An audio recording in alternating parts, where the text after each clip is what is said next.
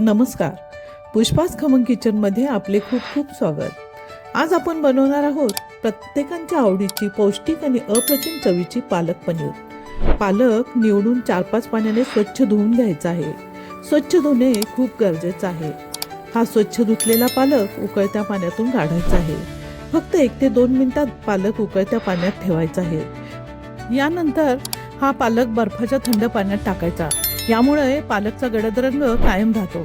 आता हा पालक थंड पाण्यातून काढून मिक्सरमधून बारीक वाटून घ्यायचा आहे. बघा किती छान पेस्ट तयार झाली आहे.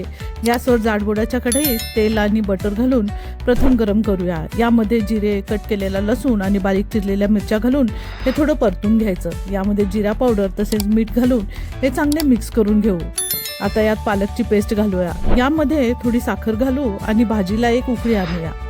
यामध्ये पनीरचे तुकडे घालून हे सर्व छान मिक्स करून घेऊ. पूर्ण व्हिडिओची लिंक खाली दिली आहे. धन्यवाद.